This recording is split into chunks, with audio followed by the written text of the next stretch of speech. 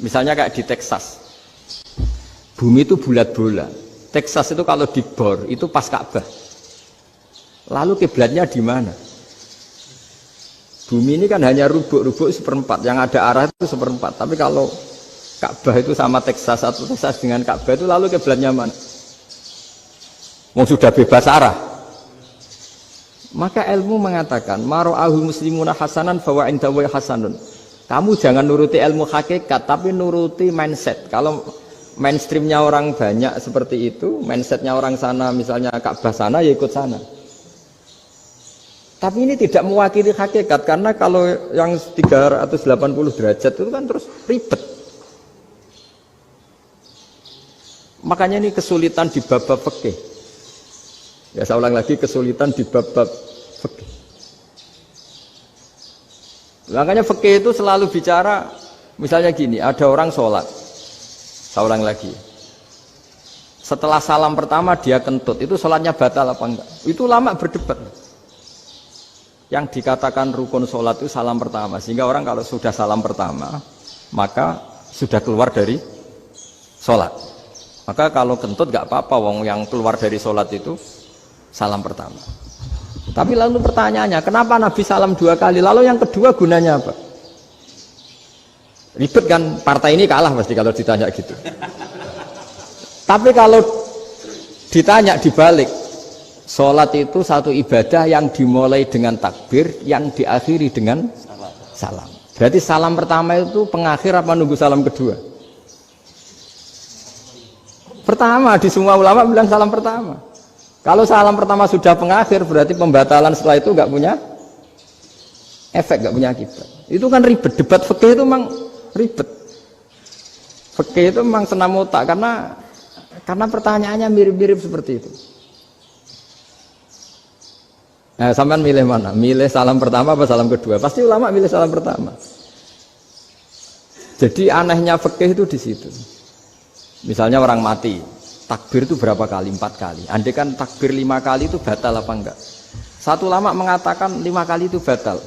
Karena rukunnya sholat jenazah itu takbir 4 kali. Berhubung ini rukun, kalau nambahi ke 5, berarti menambahkan rukun. Kayak kamu sholat, rukuk 2 kali kan batal.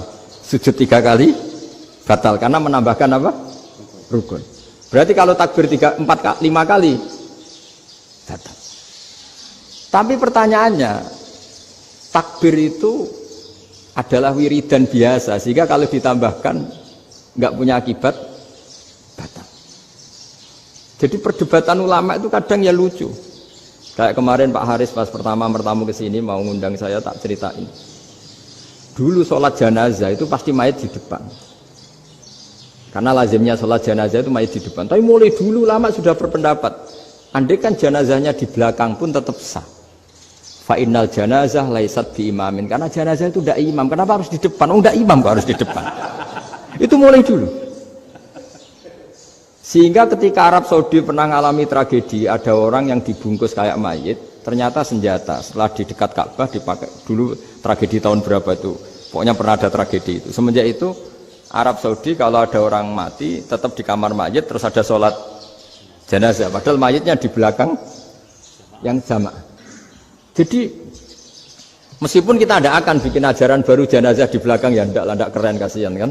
Tetap biasanya di depan, ya di depan. Tapi meskipun jenazah ini di depan, kita tetap berpendapat andai kan di belakang tetap sah, tapi nggak usah dipraktekkan. Nah, pentingnya ilmu ini begini. Saya misalnya di Rembang, boleh nggak nyolati ghaib jenazah yang di Surabaya? Boleh kan?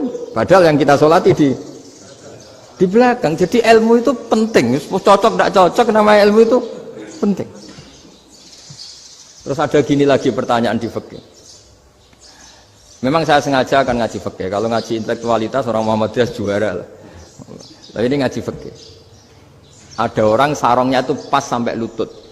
Kalau berdiri lututnya tertutup. Tapi nanti kalau ruko agak jengking lututnya terbuka. Itu batalnya nunggu ruko apa mulai takbir sudah batal? Padahal pasti nanti batal kalau rukuk ini. Itu ada ulama yang mengatakan, ya batalnya nunggu rukuk. Bagaimanapun terjadinya pembatalan waktu rukuk. Ada ulama mengatakan, ya enggak, mulai awal sudah tidak sah itu, karena pasti ngalami batal. Nah, Pertanyaan-pertanyaan seperti itu penting karena lalu Allah menilai apa? Ya nilai niatnya. Misalnya gini, kalau contoh itu mungkin Anda tidak tertarik, tapi contoh begini. Kita mau operasi jam 10 siang. Kita tahu kalau nanti 10 siang akan divonis medis harus makan karena mau berobat. Malamnya itu kalau kamu orang soleh, bayangkan kamu orang soleh. Kalau tidak orang soleh kan tidak punya komitmen. Kamu milih niat puasa, apa enggak jam 10 mesti mokak menisan raposo. Kamu orang soleh. Kalau kamu orang soleh pasti milih puasa karena ini Ramadan, meskipun nanti jam 10 pasti disuruh batal sama dokter. Setidaknya kita berpikir gini, nak mati jam itu paling enggak ditulis saya sebagai orang yang puasa. Jadi perasaannya orang soleh itu beda. Kalau orang kok sampean barang menisan raposo kok ya mesti. Sampean tidak pernah berpikir bahwa puasa mulai fajar sampai jam 10 itu luar biasa. Bisa saja kita mati jam 7, bisa saja mati jam 6. Kan ditulis Allah sebagai orang yang berkomitmen terhadap puasa. Terus ada kemungkinan kecil, adalah jam 10 itu dokternya sakit atau nggak jadi ke sana. Berarti kamu kan nggak jadi buka. Kan ya mungkin juga. Sama yang tadi. Delalah sebelum rukuk ono wong sing nyarongi sampean. Sehingga sholatnya normal. Kamu tidak menemukan pakaian yang pas, jebule pas setelah rukuk, mau rukuk ono wong wah sholatnya kira bener disarongi. Itu agama. Jadi agama itu dimulai dari mana coba? Dimulai dari niat, dari komitmen. Nah, sekarang kelirunya kenapa ada garis keras? Agama itu dimulai dari keinginan ideal. Yaitu yang mulai itu ada orang-orang garis keras. Agama ini enggak, agama ini dimulai dari niat. Sampai ada kaidah agama la yudraku kulluh, la yudraku kulluh. Kalau tidak bisa ideal jangan ditinggalkan sama sekali. Tapi orang enggak, sekarang bayangkan Islam itu ideal. Pemimpinnya ya soleh, masyarakatnya soleh, enggak ada maksiat, enggak ada apa. Dan apa ilmu? Kalau secara ilmu mulai dulu ya ada orang dolim, ada orang soleh. Nabi kurang baiknya. Di angkatan itu ya ada orang munafik. Sehingga ulama itu sudah berpendapat ideal itu piye? Zaman Nabi saja ada orang apa? Munafik. Itu ilmu. Kalau nuruti kelangenan, inginnya dunia ya steril, gak ada maksiat, gak ada. Dan agama itu diciptakan Allah itu memang unik.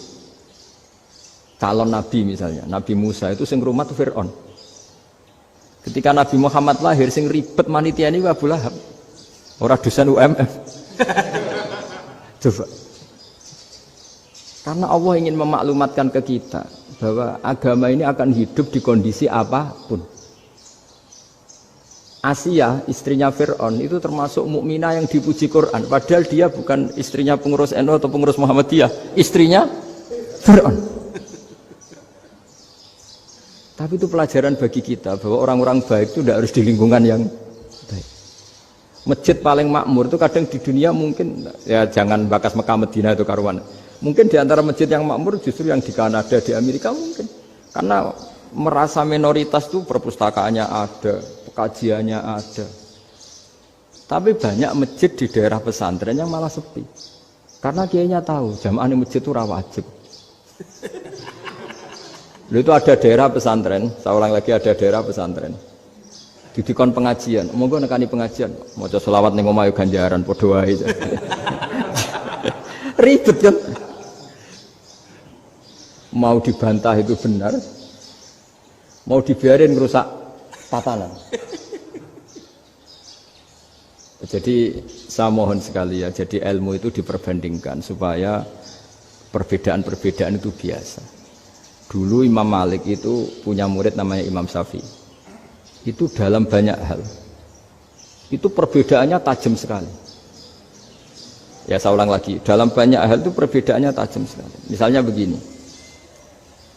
Ini terakhir percontohan saya fikih, nanti dikaji sendiri. Ada seorang A'rabi, Ja'a A'rabiyun. Ini di hadis sahih diulang-ulang di semua Al-Kutubus Sittah ada peristiwa ini. Ja'a A'rabiyun ila Rasulillah sallallahu alaihi wasallam faqala ya Rasulullah ahlaktu. Qala wa ma ahlakaka? Qala wa qatu imraati fi nahari Ramadan. Ya Rasulullah, saya ini orang yang rusak. Kenapa? Saya ini hubungan intim sama istri saya ketika masih siang Ramadan. Singkat cerita orang ini dihukum berat sama Nabi. Hukumannya adalah karena dia membatalkan puasa ketika dengan hubungan intim. Sama Nabi dihukum, kamu harus merdekakan budak. Wah, tidak mampu ya Rasulullah, saya tidak punya budak. Jadi ini bukti bahwa agama ini sangat sosial, sehingga sebagian kafaroh harus memerdekakan apa budak. Kamu kalau gitu puasa 2 bulan. Yang baru puasa 2 hari aja kecelakaan, malah disuruh puasa 2 bulan. Ya sudah, kamu ngasih makan 60 orang miskin. Saya ini orang paling miskin. Kok jadi sudah miskin, agak hiper lah orangnya. Poso-poso kok gitu.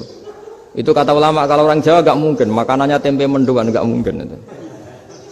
Di Jawa itu gak mungkin lah, ada orang batal puasa karena hubungan apa intim. Ada istrinya gak cantik, cerewet, sang lanang mangane mendoan, itu tidak mungkin, kecelakaan itu tidak mungkin. Tidak mungkin itu. Tapi kalau Arab mungkin, karena makanannya apa? Daging. Singkat cerita, terus pertanyaannya gini. Kalau batal biasa itu kan bayarnya puasa 1 hari. Kalau batal, tapi kalau batal pakai hubungan intim, pakai jima kalau dalam bahasa fikih, itu kafarohnya berat, yaitu merdekakan budak atau puasa 2 bulan berturut-turut. Pertanyaannya gini, jima istri itu boleh loh tidak zina. Saya ulangi, jima istri itu boleh loh tidak zina. Itu kan hukumannya berat. Nah terus Imam Malik berpikir kalau gitu tidak harus jima dong. Poso-poso, ora ana uzur, ora ana apa terus nyate. Esuk mangan bakso. Tanpa ada alasan syar'i. Hukumnya harus sama dong, karena jima hukumnya boleh, berarti semua iftar, semua pembatalan puasa yang tidak ada uzur syara' maka hukumnya sama, yaitu sanksinya sama.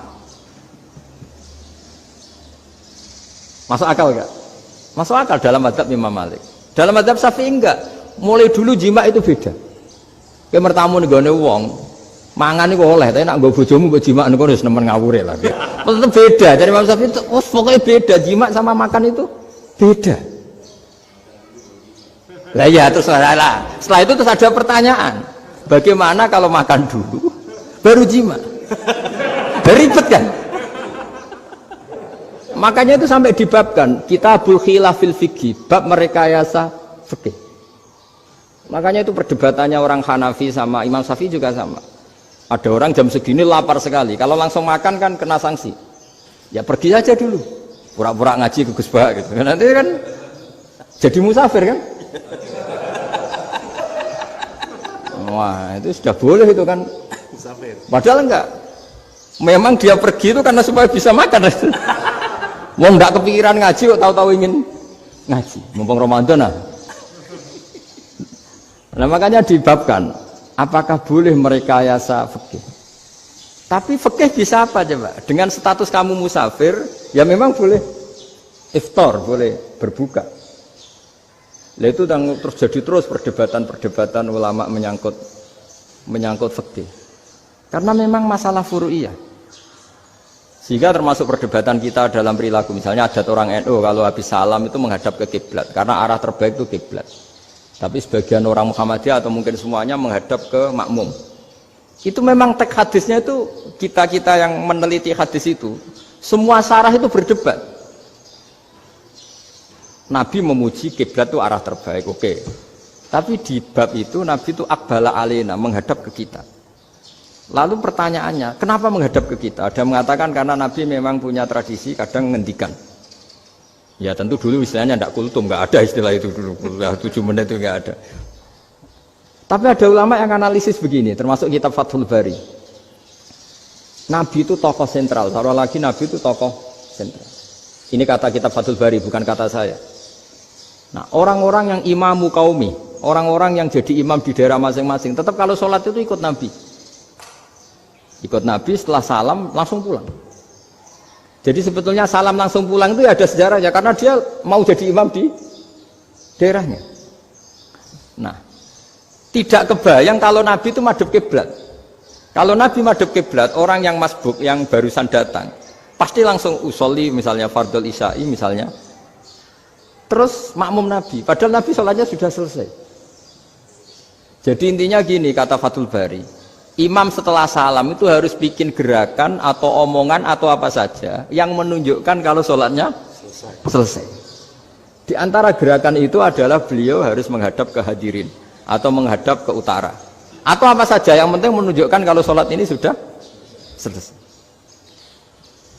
Itu fikih. Jadi fikih itu cara nganalisis itu memang unik. Karena kalau Nabi tetap seperti itu, posisi pancet seperti itu, maka orang yang baru datang mengira Nabi masih sholat. Nah, pertanyaannya kalau mereka sudah takbir, malah sholatnya tidak sah. Kenapa tidak sah? Menggantungkan sholat atau mengikatkan sholatnya dengan orang yang sudah tidak sholat. Jadi menjadikan orang yang nggak sholat sebagai imamnya, kan nggak boleh. Maka Nabi harus memaklumatkan dengan gerakan itu bahwa beliau sudah tidak sholat. Karena orang datang dari berbagai daerah. Jadi nganalisis fikih, fikhul hadis namanya.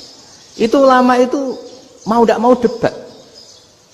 Karena pertanyaannya itu kenapa? Ya memang mau apa? Karena yang namanya sosial itu yahtamilu muhtamilatin, ada sekian kemungkinan. Makanya dalam madzhab istimbat itu, ketika Nabi sodakoh pakai tamer, pakai kurma, itu lama mesti ngitungnya tuh kut. Kut itu makanan pokok.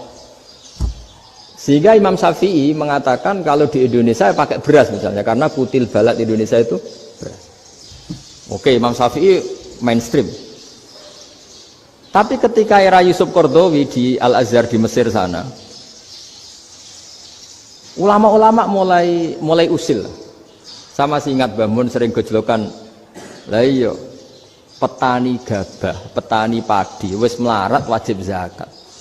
Petani cengkeh, kakao, suga-suga ra wajib zakat hanya karena yang ditanam tidak kut, tidak makanan pokok. Jadi mulai ada ulama mulai gerah lah, kalau bahasa politiknya mulai gerah. Yang petani miskin gara-gara yang ditanam padi wajib zakat. Yang orang-orang di sana misalnya di Sulawesi karena tanamannya kakao atau cengkeh tidak wajib zakat karena bentuknya tidak kut, tidak makanan pokok. Geger kan di Al-Azhar geger. Akhirnya hampir semua ulama berpendapat ya sudah sekarang ketika Nabi menzakati kut makanan pokok itu jangan dihitung sebagai makanan pokok. Wa mimma akhrajna lakum minal ard. Apa saja, ma itu apa saja. Makanya kata Yusuf Qaradawi, ma itu apa saja. Makanya semua tanaman yang menghasilkan uang itu wajib zakat. Nah, masalahnya kitab-kitab Syafi'iyah itu sudah mamlu'ah, sudah penuh dengan penjelasan misalnya fala zakata fil khadrawat, maka enggak perlu zakat untuk kayak kangkung, semangka dan sebagainya. Nah, lalu kiai-kiai angkatan modern kayak Mbah Mun itu sering dapat masukan. Saya pernah dengar sendiri, Yai, saya ini punya sawah 1 hektar, tak tanamin padi, itu enggak pernah kaya saya. Sekarang tak tanamin kangkung malah saya kaya, karena tiap 3 hari panen tak kirim ke Jakarta. Itu orang Indramayu yang tanya. Jadi tanam padi gak pernah kaya, tanam kangkung kaya. Nah, karena dia orang soleh, kalau zakat boten. Mau diwajibkan zakat tidak makanan pokok, mau tidak wajib dia kaya. Semenjak itu perubahan di Indonesia ikut. Akhirnya ada zakat, pokoknya asal tanaman yang 1 nisab ya wajib zakat. Masih ada debat lagi. Ketika nanam ingin dipanen, itu dia petani apa pedagang? Karena nanti perdebatannya ikutnya zakat zuruk, zakat tanaman apa zakat pedagang. Kalau sampean nggak pernah debat berarti sebenarnya Anda tidak dosen Islam ini. Berusaha nggak pernah diskusi fikih apa Islam. Karena saya berkali-kali punya tamu itu begini, Gus saya ini pedagang melon, tapi dia penanam melon, jadi pedagang yang agak ingin badi banyak. Itu caranya gini Pak Rektor, saya misalnya pedagang melon, daripada saya kulak di pasar atau dari petani sudah mahal, nyewa tanah sekian hektar terus ditanami melon. Setelah berhasil ini dia zakatnya tanaman apa zakat pedagang? Karena dia nanam itu mentalnya sudah pedagang. Padahal nanti zakatnya beda kan? Yang 1 2,5%, yang 1 rubul usur sama nisul usur sama usur, 1/10 sama 1/20. Kalau zakatnya zuruk kan 1/10 atau 1/20. Yang 1 rubul usur, kira-kira 2,5. Saya ulang lagi ya. Jadi di era modern itu kita jadi bingung, pedagang tapi gayanya petani, petani tapi hakikatnya. Jadi gampangannya gini ya, kalau saya pedagang beras, kok saya kaya raya, itu mendingan nyewa sekian hektar untuk ditanamin beras, padi ya, daripada tengkulak daripada beli. Akhirnya perdebatannya ini zakatnya pakai apa? Misalnya tebu, misalnya petani tebu. Oh jelas kalau jual nanam tebu itu ingin dijual. Masa apa tiga es tebu berhektar-hektar. Kira-kira kalau menurut jenengan ini zakatnya zakat apa? Tijarah atau zakat tanaman? Mentalnya tijarah, mentalnya pedagang.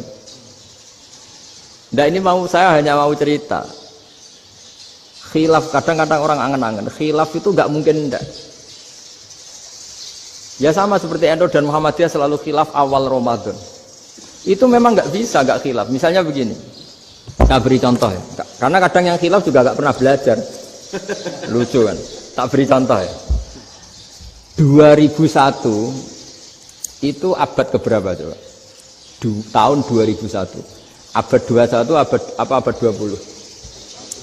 Abad 21. Jadi meskipun terpaut 1 tahun, padahal abad itu 100 tahun. Nah, pikirannya orang-orang Muhammadiyah seperti itu.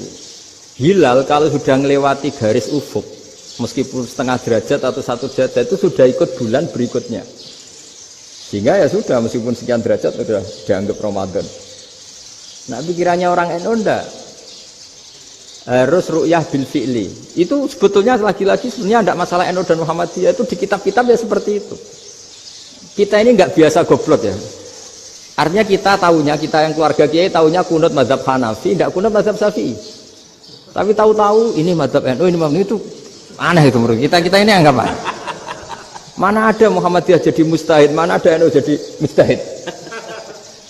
Jadi sebetulnya orang tahu semua lah kalau Abu Hanifah itu tidak kunut, Imam Syafi'i itu kunut. Imam Syafi'i pernah main di masjidnya Abu Hanifah ya tidak kunut, ditanya kenapa tidak kunut? Jenengan itu presiden kunut, tidak sanggup mati Abu Hanifah. Dulu ya biasa aja. Sekarang geger, ya karena tidak punya kegiatan. Sebenarnya itu nggak masalah, mulai dulu biasa. Saya teruskan ya. Nah, menurut mayoritas ulama nunggu ru'yah bil fi'li. Ru'yah bil fi'li itu gini. Mata telanjang bisa melihat karena agama ini menggantungkan perintah itu sama melihat. Kalau kamu tidak melihat itu bagaimana kena hukum? Ibarat gini, Pak Rektor datang ke rumah saya tapi saya nggak tahu. Kena nggak saya hukum harus menghormati? Dia datang nggak sembunyi-sembunyi. Saya kena hukum harus menghormati ya kalau melihat, kalau enggak ya enggak. Tapi Pak Rektor tetap bilang, tapi saya hakikatnya datang, jadi saya datang itu. Itu kan ribet. Akhirnya ya sudah, itu nggak ada khilaf sampai mati ada khilaf karena yang satu menggantungkan hukum itu digantungkan sama tahu. Kalau tidak tahu ya, misalnya baju saya ini hakikatnya ada najis, pas sholat saya tidak tahu. Sholat saya sah apa enggak? Sah. Karena hakikatnya, ya memang saya tidak tahu. Tapi hakikatnya ada najis apa enggak? Ada. Ya sudah, itu sama-sama masuk akal. Ada lagi khilaf yang senam otak. Fasyamu salasati ayamin fil haji wa sab'atin idza raja'tum. Singkat cerita ada satu pelanggaran haji yang kata Allah kafarohnya itu puasa 3 hari sama 7 ketika kamu pulang, idza raja'tum, ketika kamu pulang. Dalam mazhab Syafi'i yang namanya pulang itu yang haji sudah sampai rumah. Di mana-mana pulang itu ya sampai rumah. Dalam mazhab Abu Hanifah enggak, ketika orang sudah balik kanan dari Arab Saudi, dari Mekah, ya namanya sudah pulang. Misalnya gini, ini Pak Rektor pamit saya, Pak Haris. Gus, Pak Haris mana? Ya sudah pulang kata saya, padahal sampai Pandangan sampai Tuban. Tapi bagi keluarganya belum pulang. Lalu idza raja'tum ketika pulang itu bahasanya siapa? Bahasa istrinya apa bahasa yang ditamoni? Kamu ditamoni orang, terus tamunya mana? Sudah pulang. Tapi tanyakan istrinya, belum pulang. Khilaf-khilaf gini kok jadi geger itu kan goblok banget maksud saya itu. Jadi biasa, gitu itu biasa. Jadi ya karena memang ini bukan masalah akidah, ini masalah furu'iyah, masalah fikih itu masalah furu'iyah.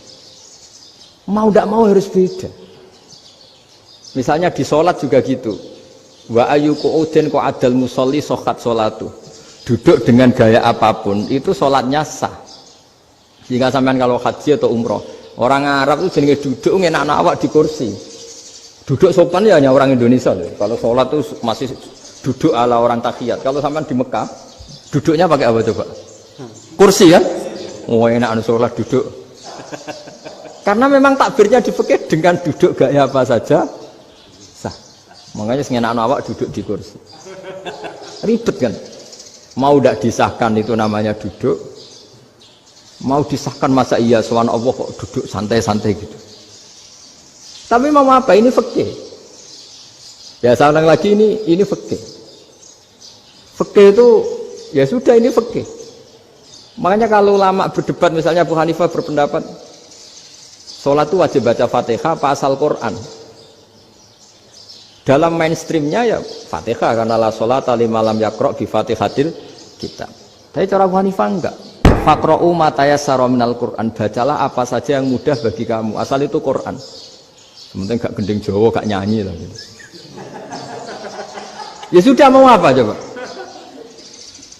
Jadi ya susah memang kalau fikih itu ya sudah seperti itu. Ada lagi yang masih ekstrim misalnya. Yang namanya menyembelih hewan itu gimana coba? Dari hidup ke mati, apa pasti mati disembelih? Cara mazhab Imam Syafi'i yang namanya menyembelih itu penyembelian harus menjadi sebab kematian. Itu yang sah. Seorang lagi penyembelian menjadi sebab kematian yang syar'i. Sehingga beliau mensyaratkan hewan yang disembelih ini masih punya hayatun mustaqirrah, punya kehidupan yang normal. Sehingga kalau nggak disembelih ya hidup. Sehingga kalau ada hewan ketabrak truk kejet-kejet, mesti mati ini buat sembelih. Itu nggak sah karena nggak usah disembelih ya wes mati kan. Karena ini hanya nunggu koordinasi Israel kan, dia kejet-kejet itu kan prosedur itu. Tapi tidak disembelih pun mati. Tapi cara mazhab Malik enggak. Pokoknya anggere jek duwe nyawa jenenge kewan urip. Dengan kamu sembelih berarti matine mergo mbok sembelih. Meskipun nanti ya enggak usah disembelih ya mati. Coba hitung secara ilmu matematika. Kalau enggak disembelih hidupnya 5 menit. Gara-gara kamu sembelih hidupnya langsung mati. Terus dia matinya cara di persidangan matinya disebabkan apa? Disebabkan disembelih apa kecelakaan? Loh, ya debat toh kamu. Sama-sama UMM aja debat.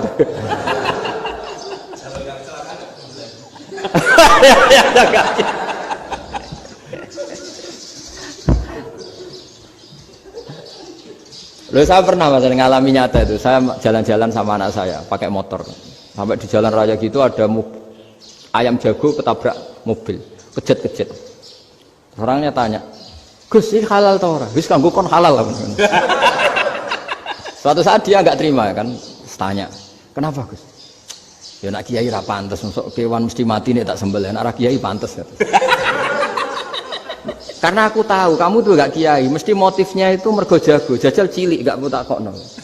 Ada kan ayam itu bayi kan gak ditanyakan, kejet-kejet mati rak lah, wong cilik wae. Tapi masalahnya ini kan jago, eman ya. Tapi secara fikih pertanyaannya tadi, hewan yang sudah tidak punya hayatun mustaqirrah, dia hanya punya al-hayat al-ittiroriyah, dia punya harokah ittiroriyah, dia mati kejet-kejet, memang prosedur mati harus seperti itu. Mbok kecelakaan kayak apa, kalau mati kan kejet-kejet dulu.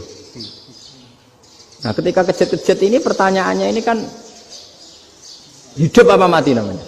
Enggak, namanya hidup apa mati? Pas kejet-kejet itu hidup, cara Imam Malik itu hidup. Ya sudah, kalau hidup disembelih ya halal. Karena misalnya nanti kalau nggak disembelih matinya kan 2 menit lagi, gara-gara disembelih mati sekarang. Tetap penyebab kematian itu nyembelih. Penyembelian ini sebab kematian. Tapi kalau Imam Syafi'i enggak, cara berpikir wes nemen, paling roh besok kaget langsung mati. Kalau gitu berarti kamu nyembelih barang mati. Jadi fikih itu kadang unik. Makanya ketika ngitung fikih itu unik ya. Orang keluar mani wajib apa? Mandi kan. Terus Imam Syafi'i ditanya, kenapa kalau orang kelahiran juga harus mandi? Namanya nifas. Fa innal walada waliyun munaqidun. Ya, anak ya mani yang menggumpal. Bedanya apa anak dengan mani itu? Jadi fikih itu kadang lucu, di rumah-rumah tenan dulu lucu. Keluar mani wajib mandi. Berarti kalau keluar anak ya wajib mandi karena hakikatnya anak adalah mani yang mengkristal. Terus usia orang sudah di dosen macam-macam itu kan hakikatnya mani. Itu fikih. Nah terus ditanya, kenapa kalau lahir langsung mati tidak wajib disolati? Ya jawabannya Mas Syafi'i lucu. Di mana-mana sholat itu nyolati mayit. Yang namanya mayit itu pernah hidup terus mati. Kalau itu tidak mayit ya sudah. Jadi kadang, nah iya kan disebut sholat mayit. Yang namanya mayit itu apa? Pernah hidup. Pernah hidup. Nah ini kan tidak pernah hidup. Maka ya sudah seperti itu. Jadi nggak khilaf itu nggak mungkin. Nah kalau qit'atul lahmin, kalau hanya potongan daging, mungkin wah itu tidak manusia karena qit'atul lahmin. Sekarang pertanyaannya, kalau sudah berbentuk manusia, meskipun tidak pernah hidup, nah ini mulai perdebatan karena melihat tidak pernah hidup itu nggak memenuhi syarat, tapi melihat ini sudah suratu adamiyin, bentuknya sudah. Nah kira-kira gitu perdebatan fikih. Makanya dulu awal mula zaman sahabat itu sudah debat.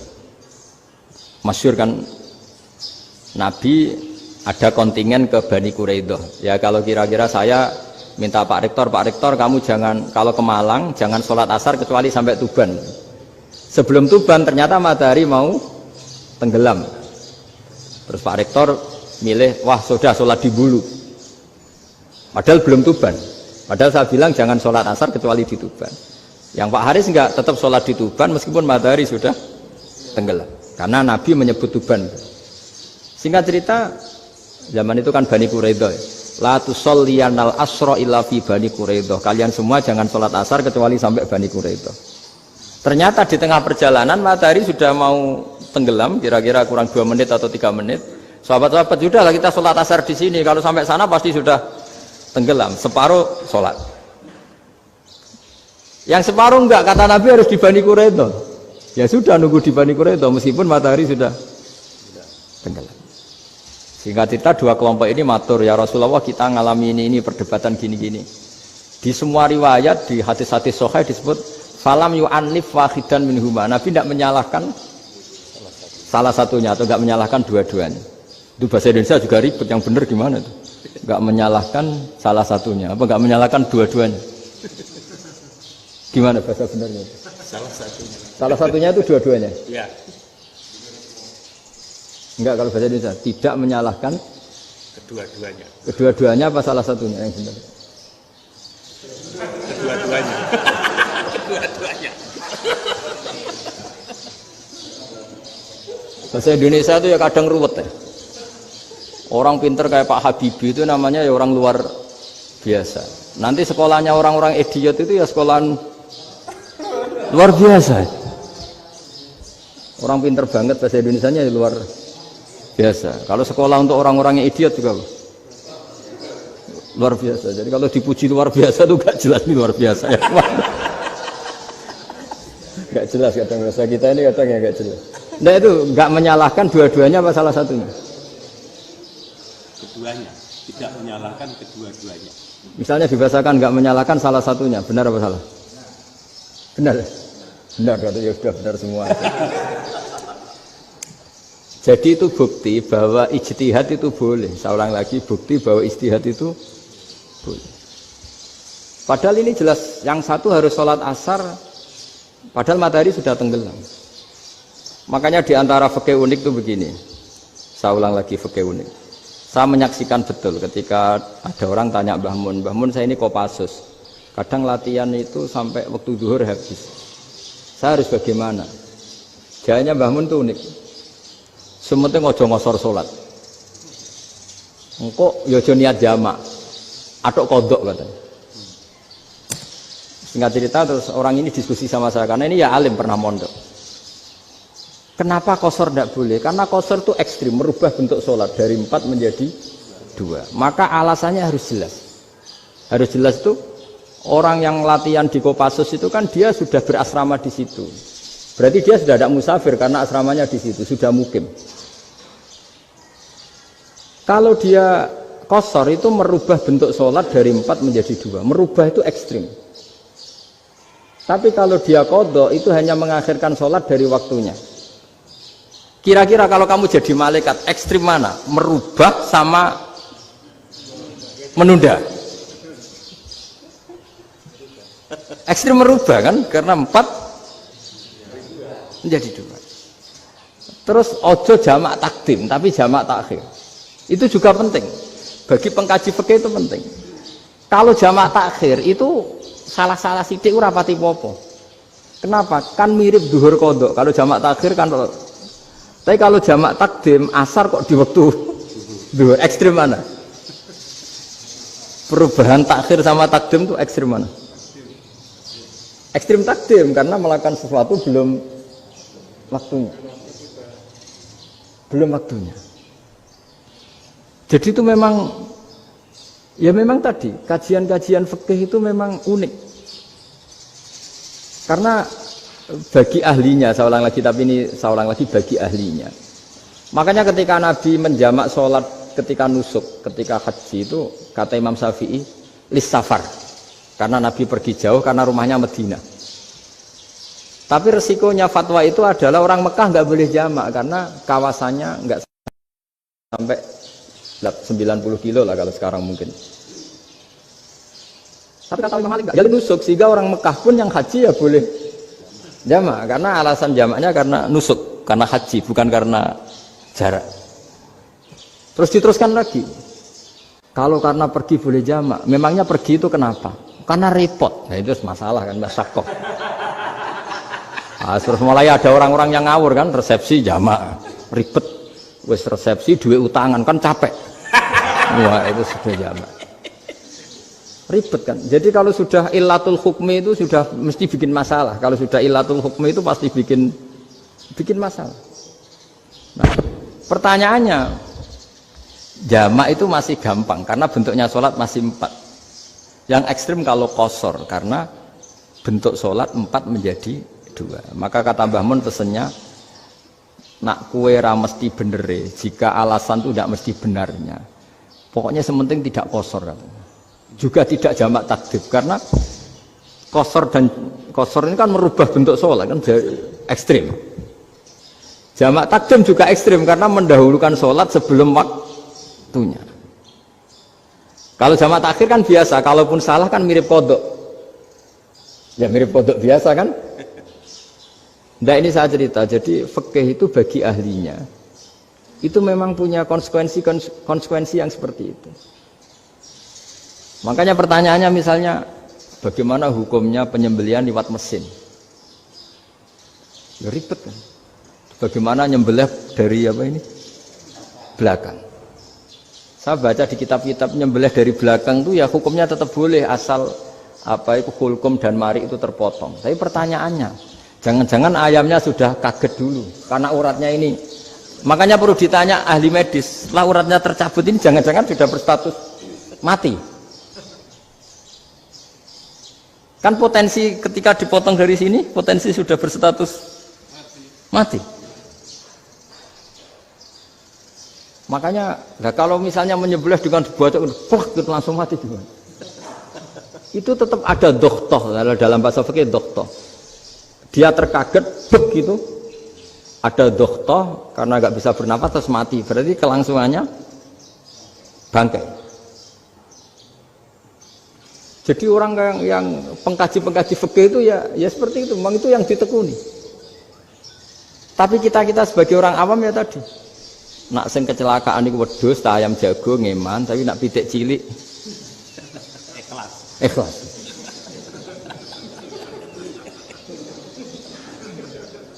Makanya ada pertanyaan orang-orang, saya pernah ditanya itu ya bingung tenan. Gus, kalau ada orang mati oplosan misalnya, jenengan datang sholat enggak?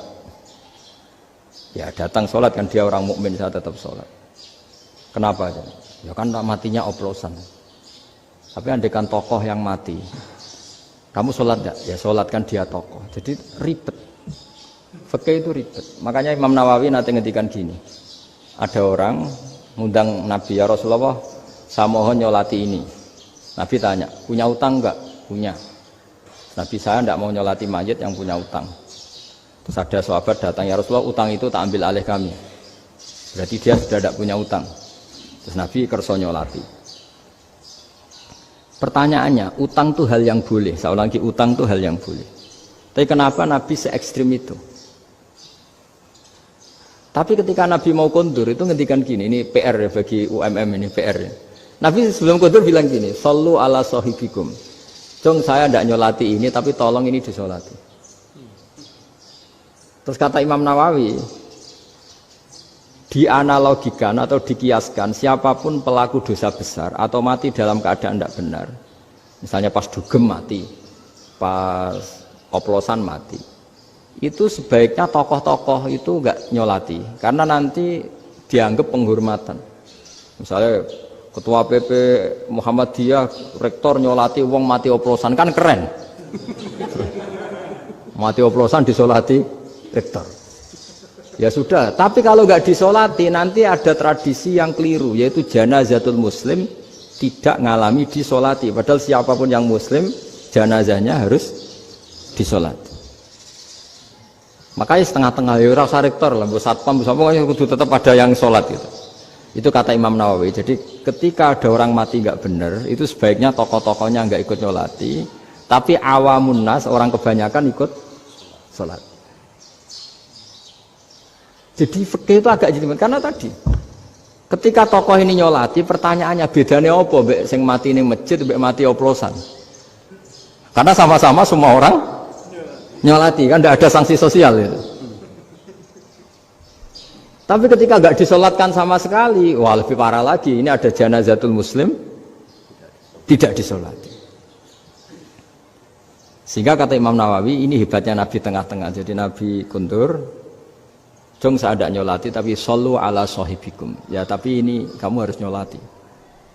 Kata Imam Nawawi, orang yang mati bunuh diri, orang yang mati oplosan, orang mati secara nggak benar itu asal dia muslim tetap wajib disolati, karena sholat ini hakul muslim. Kan seorang muslim diantara haknya apa? Ketika mati dikafani, dimandikan, disolat. Tapi ini masalahnya matinya pas murtakibul kabiroh, pas melakukan dosa besar. Dan itu sebab kematiannya. Kalau dia oplosan, kan sebab matinya ya karena oplosan. Ya kan terus ribet. Mau disolati oleh, apalagi misalnya kita ketua ulama, kemudian terkenal wali, wah keren, mati oplosan itu disolati wali, kan ribet kan. Nanti yang repot malaikatnya. Itu ya, ini yang nggak kata bahaya. Saya pernah baca kitab itu yang repot malaikatnya. Itu ada yang bilang gini, orang yang punya hutang itu pasti nanti hisabnya berat, diaudit malaikat sampai bisa nyaur hutangnya. Sementara malaikat kena konstitusi, kalau Nabi mendoakan harus mustajab. Ini kan ada dua hukum yang berlawanan. Sekali Nabi berdoa, Allahumma ighfir lahu warhamhu, itu harus dituruti malaikat. Nggak boleh doanya Nabi nggak dituruti malaikat. Sementara aturan Islam juga harus dituruti, bahwa orang yang punya hutang harus tersandra oleh hutangnya. Tapi nak sing dunia Pak Haris kan, nggak TNO. Nggak ngefek gitu. Jadi misalnya Pak Haris dungo sampai nangis semua maghfir lahu kan, nggak ngefek. Malaikat nggak itu, nggak sudah lah. Tapi kalau Nabi yang berdoa kan harus diturutin, ini masalahnya kan itu. Nah kalau diturutin berarti hutangnya harus bebas. Padahal secara aturan harus tersandra karena punya hutang. Dan nanti sama kalau yang mati oplosan ini yang doain wali, kok wali sampai Allahumma ighfir lahu, doanya wali kan harus terkabul. Sementara secara hukum dia harus kena sanksi karena oplosan tadi. Daripada ngerepot malaikat, sudahlah wali-wali ini tidak usah ikut nyolatin. Yang nyolati ya orang-orang nggak jelas ini, sehingga kan malaikat kan santai aja kalau mau nyiksa. Loh tapi kan sudah didoain, nggak ngefek. Karena doanya orang-orang nggak penting. Itu ada tuh di sarah Muslim itu. Di sarah Muslim di bab ketika Nabi ngintikan babu qauli Rasulullah sallallahu alaihi wasallam, sallu ala sahibikum. Jadi belajar fikih itu asik ya. Karena tadi harus dipelajari. Kalau enggak, ilmu ini hilang. Terus nanti takutnya lagi ilmu fikih itu direduksi sosial. Terus misalnya gini, pepe wong cilik wae kiai-kiai ra gelem nyolati. Orang melihatnya ini karena yang oplosan wong cilik om larat ra disolati. Jajal bupati ya disolati, mergo amplope gede-gede kan terus ruwet kalau dianalisis itu kan ruwet. Makanya kenapa saya harus ngomong fikih supaya semuanya itu enggak didudukkan urusan sosial itu. Nah kalau semuanya didudukkan sosial kan sentimennya sentimen sosial, ribet. Padahal yang sering mati oplosan itu kan ngomong cilik gitu loh, karena tadi kalau wong sugih kan pakai whisky yang mahal yang insya Allah tidak mati kan gitu. Yang mati kan ya mergo Pirtus macam-macam itu kan. Artinya ini kalau nggak diterangkan secara fikih, kiai-kiai yang nggak datang dikira masalah sosial kan. PP salam tempel era gede terus nggak datang kan terus jadi ribet. Ya makanya ini apa lewat pengajian ini supaya sampean lebih tahu ya bahwa khazanah Islam ini kata beberapa ulama kafatal linnas, maknanya semuanya, sehingga Allah akan mentakdirkan kajian Islam akan ada di seluruh dunia. Jadi kenapa IAIN marak di Indonesia, UMM, Universitas NU banyak, karena agama ini kafatal linnas, tidak miliknya orang Arab tapi milik semua. Orang alimnya juga gitu. Ketika ada liga alim seluruh dunia, itu orang Indonesia, orang Afrika, ya selalu ada orang alim yang kelas dunia. Seperti dulu ada Imam Bukhari, itu as-sakhul kutub ba'da kitabillah. Kitab terbaik setelah Quran itu Bukhari. Padahal dikarang oleh orang Uzbek. Kata siapa? Islam As-Sobyan, orang Arab ngakui kalau kitab paling sahih itu Bukhari. Mekah Madinah pun ngakui kalau kitab paling sahih Bukhari. Padahal pengarangnya ada orang Arab. Orang mana? Uzbek. Imam Ghazali yang diakui seluruh dunia itu Atus itu ikut Persia. Juga bukan orang Arab. Sibawai, jadi orang Persia. Nah, ini yang belum ada orang Malang ini, tinggal PR ini. Ya, nyusul ya. Ya, saya kira demikian. Assalamualaikum warahmatullahi wabarakatuh.